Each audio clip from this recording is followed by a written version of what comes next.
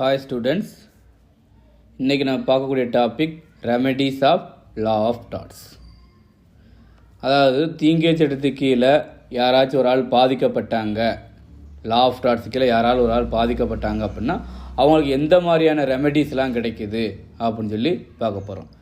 ஜென்ரலாக லா of dots கீழே கிடைக்கக்கூடிய ரெமெடிஸ் எல்லாமே சிவில் ரெமெடிஸாக தான் இருக்கும். ஓகேவா? இப்போ கிரிமினல் ரெமெடினா நம்ம எந்த லா ஃபாலோ பண்ணணும்? இந்தியன் பீனல் கோடு, சிஆர்பிசி, ஸோ அதை ஃபாலோ பண்ணணும். ஆனால் சிவில் ரெமெடிஸ் அப்படின்னா நம்ம சிவில் ப்ரொசீஜர் கோடோ அல்லது லா ஆஃப் டாட்ஸு கீழே இருக்கும். ஓகேவா? இப்போ லா ஆஃப் டாட்ஸு கீழே என்னென்ன ரெமெடிஸ்லாம் இருக்குது அப்படின்னு சொல்லி பார்த்தோம்னா, பெரும்பாலும் டாட்ஸை பொறுத்தளவு ரெமெடிஸ் அப்படின்னாலே இங்கே டேமேஜஸ் மட்டும்தான். ஓகேவா?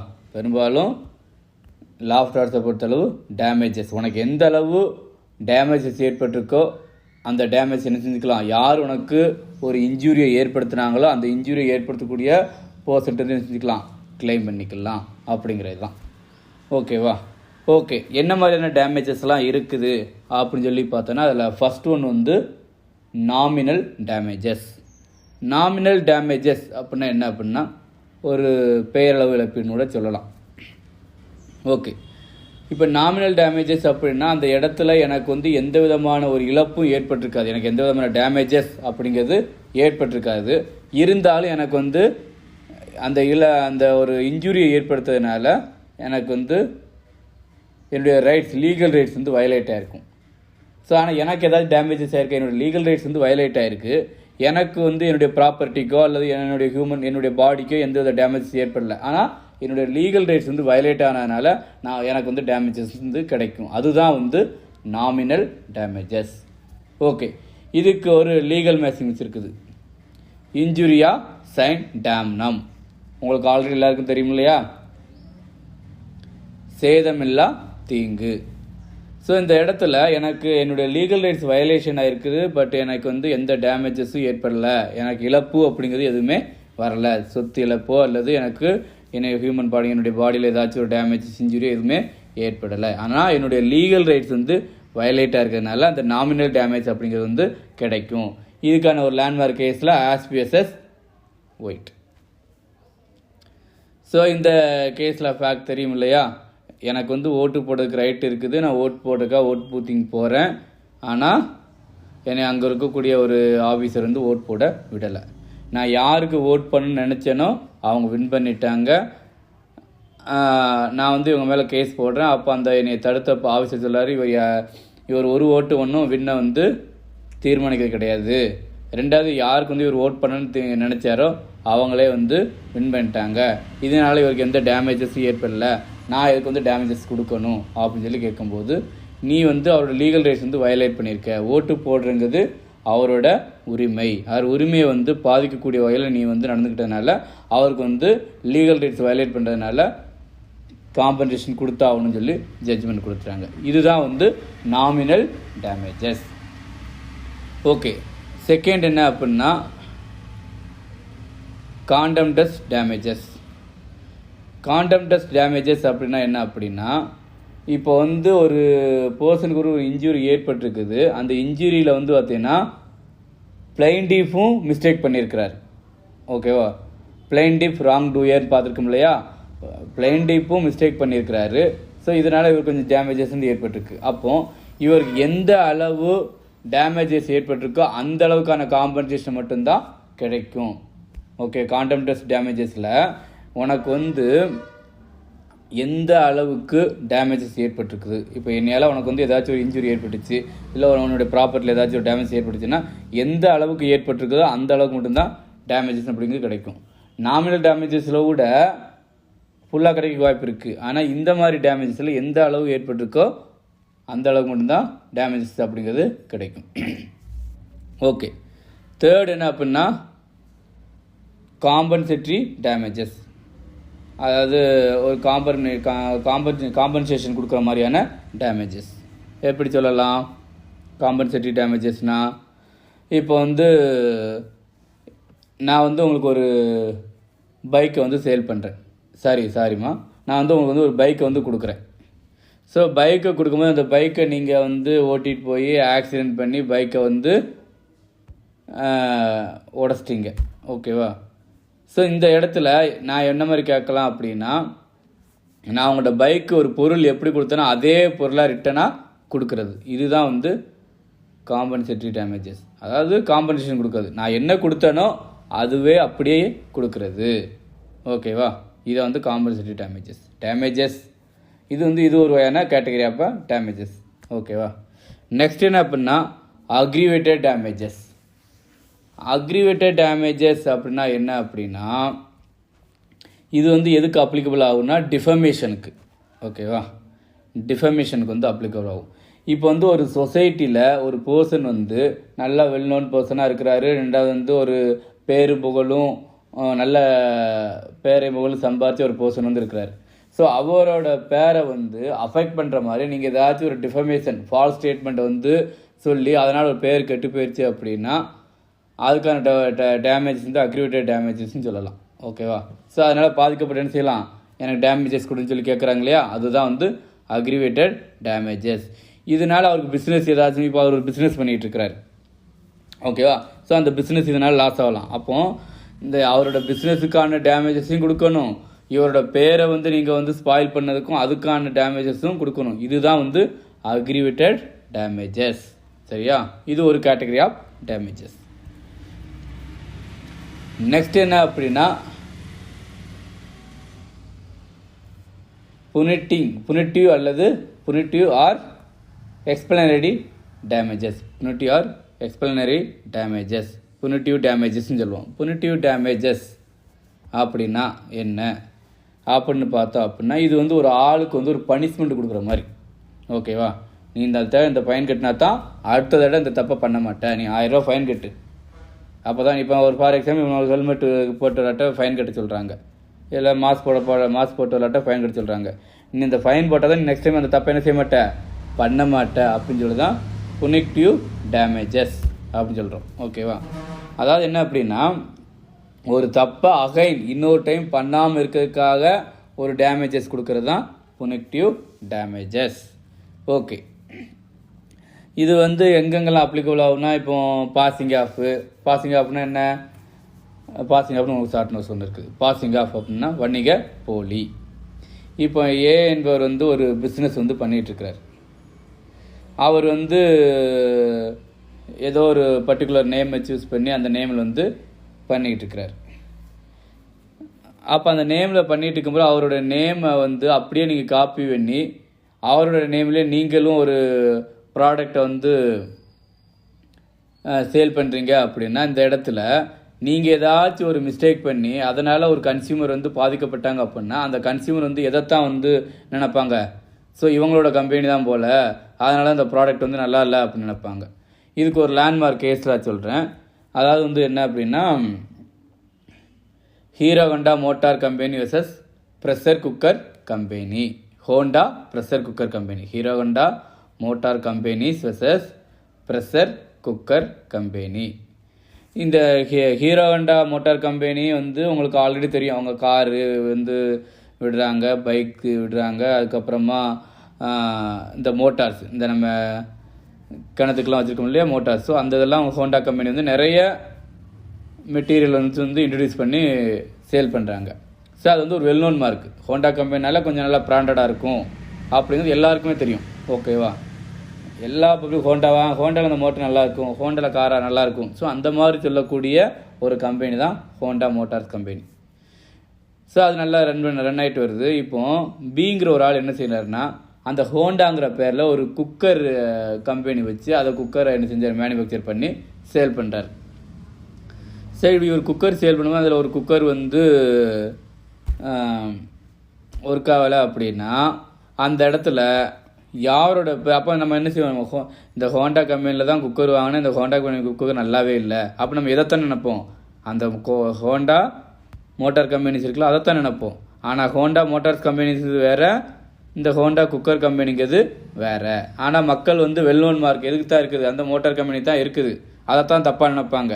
இவனோட குக்கரையும் வந்து அவங்களுக்கு கொடுக்குறான் போல், அவன் வந்து எலக்ட்ரானிக்ஸு அண்டு வெஹிக்கிள்ஸ் அந்த மாதிரி தான் கொடுக்குறான். ஆனால் நம்ம நினச்சிக்கணும் குக்கரும் மேனுஃபேக்சர் பண்ணி சேல் பண்ணுறான் போல், குக்கர் நல்லாவே இல்லை, இது நல்ல கம்பெனி இல்லை.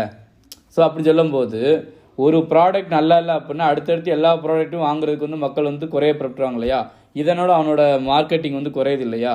ஸோ அந்த மாதிரி யாராச்சும் பண்ணாங்க அப்படின்னா அதுதான் வந்து பாஷிங் ஆப். இன்னொருத்தரோட மார்க்கெட்டிங்கை வந்து மக்கள் மத்தியில் குறைக்கக்கூடிய வகையில் ஏதாச்சும் ஒரு ஆக்டிவிட்டிஸ் வந்து பண்ணாங்க அப்படின்னா அதுதான் வந்து பாஷிங் ஆப். ஸோ இந்த தப்பை வந்து மறுபடியும் பண்ணாமல் இருக்கிறதுக்காகத்தான் ஒரு ஃபைன் கொடுக்குறாங்க இல்லையா, அதுதான் புனிட்டிவ் டேமேஜஸ்.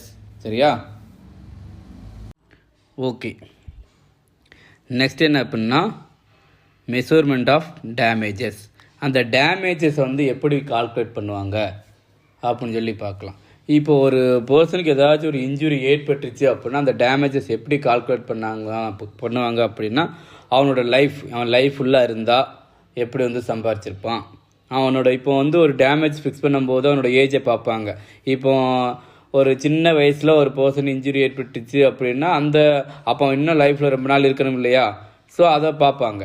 இப்போ ஒரு ஓல்டு மேன் வந்து இறந்துட்டாங்க அப்படின்னா ஸோ அவங்க ஓரளவு வந்து எல்லாமே முடிச்சிருப்பாங்க. ஓகேவா? ஸோ இதுக்கு அடுத்து இவ்வளோ தான் அப்படிங்கிறது அந்த இதெல்லாம் பார்த்து தான் கால்குலேட் பண்ணி டேமேஜஸ் வந்து கால்குலேட் பண்ணுவாங்க. ஒரு கோர்ட் வந்து டேமேஜ் கால்குலேட் பண்ணும்போது இப்போ ஒரு பர்சனுக்கு அந்த ஒரு ஃபேமிலியில் வந்து ஒரு ஹியூமன் பீங் ஏதாச்சும் இன்ஜுரி ஏற்பட்டுச்சு அப்படின்னா அந்த இன்ஜுரி ஏற்பட்டதுக்கான டேமேஜ் அது எந்த அளவுக்கு இன்ஜுரி ஏற்பட்டுருக்கு அப்படிங்கிறத பார்ப்பாங்க. செகண்ட் என்ன அப்படின்னா அந்த குடும்பத்தில் அவங்க தான் வந்து ஒரு எயின் பண்ணுறவங்களா இருக்காங்க, நல்லா சம்பளம் வாங்கி அந்த குடும்பத்தை வந்து ரன் பண்ணுறவங்களா இருக்காங்க அப்படின்னா ஸோ அதை பார்ப்பாங்க. தேர்ட் அப்படின்னா இதனால் அவங்க பாதிக்கப்பட்டாங்க, வேறு ஏதாச்சும் ஒரு ஸ்போர்ட்ஸ்லேயே எதுலேயோ கலந்துக்கிற இல்லை, ஸோ இதனால் நிறைய டேமேஜஸ் ஏற்பட்டுச்சு. ஸோ இதெல்லாம் பார்த்து தான் வந்து ஒரு டேமேஜஸ் அப்படிங்கிறது வந்து ஃபிக்ஸ் பண்ணுவாங்க. ஸோ இதுக்கு வந்து ஒரு கேஸ் லாஸ் இருக்குது, Rihana versus Ahmedabad municipal corporation transport service. So இதில் வந்து ஒரு லேடி, ஓகேவா, அவங்க ஒரு சின்ன பொண்ணு, அவங்கள வந்து இந்த அகமதாபாத் டிரான்ஸ்போர்ட் கார்பரேஷன் இருக்கு இல்லையா, அவங்க வெஹிக்கிள்ஸ் ஏதோ இவங்க மேலே வந்து ஆக்சிடென்ட் பண்ணி அவங்களுக்கு வந்து ஒரு காலே வந்து நடக்க முடியாத மாதிரி போயிடுச்சு. இப்போ இந்த விமன் தான் என்ன செஞ்சுருக்காங்க அப்படின்னா அந்த குடும்பத்தை வந்து ரன் பண்ணிட்டு இருந்திருக்காங்க, எல்லா செலவையும் இவங்க தான் பார்த்துட்டு இருந்திருக்காங்க. ஸோ இது அவங்களுக்கு ஃபஸ்ட்டு வந்து என்னென்னா அந்த காலில் ஏற்படுக்கான டேமேஜஸ் வந்து கொடுக்கணும். ரெண்டாவது இவங்களால அந்த குடும்பத்துக்கு வந்து அந்த ஒரு வருவாய் இழப்பு அப்படின்னு ஏற்படுது, அதையும் சரி பண்ணணும். தேர்ட் என்னன்னா இவங்களுக்கு இந்த ஆக்சிடென்ட் நடந்து கால் போனதுனால இவங்களை யாரும் மேரேஜ் பண்ணிக்கல. அதே மாதிரி இவங்க வந்து ஸ்போர்ட்ஸில் கலந்துக்கிட்டோம் இல்லை, இவங்க ஒரு ஸ்போர்ட்ஸில் வந்து ஒரு நல்லா வின் பண்ணுறவங்கள ஒருத்தவங்களாக இருந்திருக்காங்க. ஸோ அந்த ஸ்போர்ட்ஸ் வந்து கலந்துக்கிட முடியல. ஸோ இவங்களோட லைஃபே வந்து இவங்களால் என்ஜாய் பண்ண முடியாமல் போனதுனால ஸோ இதெல்லாம் கால்குலேட் பண்ணி தான் வந்து டேமேஜஸ் வந்து கொடுக்கணும் அப்படின்னு சொல்லி கோர்ட் வந்து ஜட்ஜ்மெண்ட் கொடுத்துருக்காங்க. சரியா? நெக்ஸ்ட் என்ன அப்படின்னா damages in case of shortening expectation in life. அதாவது என்ன அப்படின்னா ஒருத்தனோட லைஃப், ஓகேவா, அவன் லைஃப்பில் வந்து நிறைய எக்ஸ்பெக்டேஷன் வந்து வச்சுருப்பான். ஸோ அவன் வந்து ஒரு சின்ன வயசுலேயே இறந்துட்டான் அப்படின்னா ஸோ அதுக்கடுத்து எவ்வளோ வருஷம் இருப்பானோ அதையும் சேர்த்து கூட என்ன செய்யலாம், காம்பன்சேஷனாக கேட்கலாம். ஓகே, ஒரு பர்சன் வந்து 20 வயசில் இறந்துட்டாங்க, ஏதோ ஒரு எலக்ட்ரிக்கலில் வேலை பார்த்துக்கிட்டு இருக்கும்போது 20 வயசில் ஷாக் அடித்து இறந்துட்டார். ஸோ இப்போ இவர் வந்து இன்னும் இவர் லைஃப் ஃபுல்லாக இருப்பார் இல்லையா, ஸோ அதையும் சேர்த்து கேட்கலாம். செகண்ட் என்ன அப்படின்னா அந்த இறுதி காரியங்கள் அதெல்லாம் நடத்துகிறாங்க இல்லையா, ஸோ அதுக்கும் கேட்கலாம் அப்படின்னு சொல்லி சொல்கிறாங்க. ஓகேவா? அப்போ டேமேஜஸ் எப்படின்னா அவனுடைய லைஃபோட எக்ஸ்பெக்டேஷன், அவன் வந்து உண்மையிலே ஷாக் அடிக்காமல் தான் இன்னும் நிறைய வருஷம் இருப்பான் இல்லையா, ஸோ அதெல்லாம் செக் பண்ணி டேமேஜ் கொடுக்கலாம் அப்படின்னு சொல்லியிருக்காங்க. இதெல்லாம் வந்து நம்மளை பிரிட்டிஷ்லால் சொன்னது. ஓகேவா? இந்தியன் லாவில் இப்படிலாம் எங்கேயும் இல்லை, இது வந்து பிரிட்டிஷ் லாவில் சொன்னது இந்த மாதிரி டேமேஜஸ் எல்லாம். ஓகே, நெக்ஸ்ட் என்ன அப்படின்னா இன்ஜெக்ஷன் அப்படின்னா என்ன அப்படின்னா உறுத்து கட்டளை. இப்போ வந்து நீங்கள்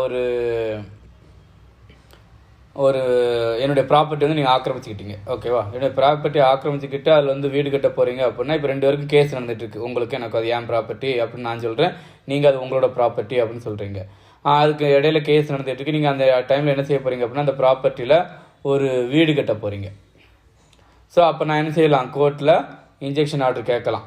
ஓகேவா? இன்ஜெக்ஷன் கேட்டு எனக்கு வந்து இந்த வீடை கட்டுறது ஸ்டாப் பண்ண சொல்லுங்கள், ஏன்னா இது என் இடமா இன்னுமே கன்ஃபார்ம் ஆகலை அப்படின்னு சொல்லி கேட்கலாம். இதுதான் வந்து இன்ஜெக்ஷனை பற்றி நம்மளோட ஸ்பெசிஃபிக் ரிலீஃப் ஆக்ட் அப்படின்னு சொல்லி ஒரு ஆக்ட் 1963 கொண்டு வந்திருக்காங்க. இந்த ஆக்டில் வந்து பார்த்தீங்கன்னா செக்ஷன் 35, 36 வந்து இந்த இன்ஜெக்ஷனை பற்றி கொடுத்துருக்காங்க. இது வந்து ஒரு 2 கேட்டகரியான இன்ஜெக்ஷன் இருக்குது. ஒன்று வந்து பார்த்தீங்கன்னா டெம்பரரி இன்ஜெக்ஷன், செகண்ட் வந்து பர்பெக்சுவல் இன்ஜெக்ஷன், அடுத்து வந்து பர்மனன்ட் இன்ஜெக்ஷன். டெம்பரரி இன்ஜெக்ஷன் அப்படிங்கிறது இந்த லேண்டில் இப்போத்துக்கு அவன் என்ன செய்யக்கூடாது, வீடு கட்டக்கூடாதுன்னு சொல்லி ஒரு ஸ்டே ஆர்டு வாங்குறோம் இல்லையா, அந்த ஸ்டே ஆர்டு தான் இன்ஜெக்ஷன். ஓகேவா, இந்த இடத்துல இப்போ வீடு கட்டக்கூடாது, இது எனக்கும் இந்த இடத்துல பாத்தியம் இருக்குது அப்படின்னு சொல்லி கேட்குறது டெம்பரரி இன்ஜெக்ஷன். பர்பெக்சுவல் இன்ஜெக்ஷன் அப்படின்னா என்ன அப்படின்னா, இப்போ அந்த ப்ராப்பர்ட்டியில் ஒரு வருமானம் வருது. ஓகேவா, ப்ராப்பர்ட்டியில் ஒரு வருமானம் வருது, உங்களுக்கும் அந்த வருமானத்தை வச்சு தான் இருந்திருக்கீங்க. திடீர்னு கேஸ் போட்டதுனால இப்போ அந்த லேண்ட் வந்து அவங்க கைக்கு போயிடுச்சு. இப்போதுக்கு அது உனக்கும் இல்லை எனக்கும் இல்லாமல் இருக்குது. ஓகேவா, ஸோ இப்போ அதுலேருந்து கூடிய வருமானத்தில் நம்ம என்ன செய்யலாம், எனக்கு வேணும், ஏன்னா எனக்கு வேறு வாழ்வாதாரம் இல்லை அப்படின்னு சொல்லி கேட்கலாம். அதுதான் பர்பெக்சுவல் இன்ஜெக்ஷன். ஓகேவா, இப்போ வந்து ஒரு வீடு வந்து வாடகைக்கு விட்டுக்கிட்டு இருந்திருக்கோம், நீங்களும் உங்கள் தம்பியும் சேர்ந்து. இப்போ திடீர்னு அந்த வீடு எனக்கு தான் அப்பா எழுதி வச்சார், உனக்கு கிடையாது அப்படின்னு சொல்லி சொல்லிட்டாப்புல. இவ்வளோ நாள் நீங்கள் அதில் வரக்கூடிய வருமானத்தை வச்சா நீங்கள் உங்களோட ஃபேமிலி வந்து ரன் பண்ணிட்டு இருந்தீங்க. திடீர்னு அந்த வீடை வந்து ஆக்குபை பண்ணதுனால உங்களுக்கு இன்கம் இல்லாமல் போயிடுச்சு இல்லையா. ஸோ அந்த டைமில் நீங்கள் என்ன இன்ஜெக்ஷன் போடலாம், பர்பெக்சுவல் இன்ஜெக்ஷன், எனக்கு அந்த வருமானத்தில் எனக்கும் பாதி கொடுங்க அப்படின்னு சொல்லி கேட்கலாம். ஸோ இதுதான் பர்பெக்சுவல் இன்ஜெக்ஷன். அடுத்து பர்மனன்ட் இன்ஜெக்ஷன் அப்படிங்கிறது வந்து அது ஆர்டர் ஜட்ஜ்மெண்ட்டே வந்து பர்மனெண்ட்டாக நீ வந்து இந்த இடத்துல எதுவுமே பண்ணக்கூடாது அப்படின்னு சொல்லி ஆர்டர் வாங்க தான் பர்மனன்ட் இன்ஜெக்ஷன். ஓகேவா, ஸோ இது வந்து இன்ஜெக்ஷன். இது போக எக்ஸ்ட்ரா ஜுடிஷியல் ரெமெடிஸ் அப்படின்னு சொல்லி ஒரு டாபிக் கொடுத்துருக்காங்க. எக்ஸ்ட்ரா ஜுடிஷியல் ரெமெடிஸ் அப்படின்னா என்ன அப்படின்னா, இப்போ மேலே நம்ம பார்த்தது எல்லாமே கோர்ட்டோட ஆக்டிவிட்டீஸ்க்குள்ளே நடக்கக்கூடியது. ஓகே, இது எல்லாமே டிசைடிங் அத்தாரிட்டி கோர்ட்டுக்கு வந்து இருக்குது. ஆனால் extra judicial authorities and remedies வந்து பார்த்தோம் அப்படின்னா அதில் வந்து கோர்ட்டோட இன்டர்ஃபியரன்ஸ் வந்து இருக்காது. அது வந்து லாஃபுல்லாக இருக்கும், பட் வந்து கோர்ட்டோட ஆக்டிவிட்டீஸ் வந்து அதில் வந்து இருக்காது. இது வந்து ஒரு லாஃபுல்லாக அவங்க என்ன செய்வாங்க, அந்த பர்சனே அவங்களுக்குள்ளே ஒரு ட்ரிபுனல் வந்து உருவாக்கி அதன் மூலம் அவங்களோட ப்ராப்ளத்தை சால்வ் பண்ணிக்கிடுவாங்க. இப்போ ஆர்பிட்ரேஷன் ட்ரிபுனல் அப்படின்னு சொல்லி இருக்குது. இப்போ உங்களுக்கும் எனக்கும் ஒரு கான்ட்ராக்ட் ரிலேட்டட் ஏதாச்சும் ஒரு பிரச்சனை வருது அப்படின்னா நம்ம 2 பேரும் என்ன செஞ்சுக்கலாம், நம்மளுக்கு ஒரு பொதுவான ஒரு ஆள் அப்பாயின்ட் பண்ணி நம்மளுக்குள்ள இருக்கக்கூடிய பிரச்சனை வந்து சால்வ் பண்ணிக்கிடலாம் அப்படின்னு சொல்கிறோம் இல்லையா. கோர்ட்டுக்கு போகாமல் நம்மளே ஒரு பொதுவான ஒரு ஆளை வந்து ஃபிக்ஸ் பண்ணுறோம். ஓகேவா, அவர் பழைய ஜட்ஜாக இருக்கலாம், இல்லை ஏதாச்சும் அட்வொகேட்டாக இருக்கலாம், இல்லை நம்மளோட கான்ட்ராக்ட் எது ரிலேட்டடாக இருக்கோ அதில் வந்து வெல்ஃபேராக இருக்கக்கூடிய ஒரு பர்சனாக கூட இருக்கலாம். ஸோ அவங்கள நம்ம 2 பேருக்கு ஒரு பொதுவான ஆளை அப்பாயின்ட் பண்ணி நம்மளுக்கு பிரச்சனை வந்து சால்வ் பண்ணிக்கலாம். இப்போ வந்து நான் இல்லை நீ 2 பேருக்கு பொதுவான ஆள் இல்லை அப்படின்னா நான் ஒரு ஆளை கூப்பிட்டு வரேன், நீங்கள் ஒரு பர்சனை கூப்பிட்டு வரீங்க அப்படின்னா அந்த 2 பேர் சேர்ந்து இன்னொரு பர்சனை வந்து அப்போ மொத்தம் 3 பேர் இருப்பாங்க. இந்த ஆர்பிட்ரேஷன் ட்ரிபுனலை பொறுத்தளவு 1, 3, 5, 7 இப்படி தான் இருக்கணும். ஓகேவா, ஸோ அவங்க சொல்லக்கூடிய ஜட்ஜ்மெண்ட் தான் வந்து அவார்டு அப்படின்னு சொல்லுவோம். ஸோ அதன் மூலிமா நம்மளுடைய ப்ராப்ளத்தை வந்து சால்வ் பண்ணிக்கலாம். இதுதான் வந்து எக்ஸ்ட்ரா ஜுடிஷியல் ரெமெடிஸ் அல்லது ஆக்டிவிட்டீஸ் அப்படின்னு சொல்லி சொல்லலாம். இதுதான் வந்து ரெமெடிஸ். ஓகேவா, இதில் நிறைய கேஸ் லாஸ்லாம் இருக்குது, கொஞ்சம் ரெஃபர் பண்ணிக்கோங்கம்மா. ஓகேவா, ஏதாச்சும் கிளாரிஃபிகேஷன் தான் கேளுங்க. தேங்க்யூ.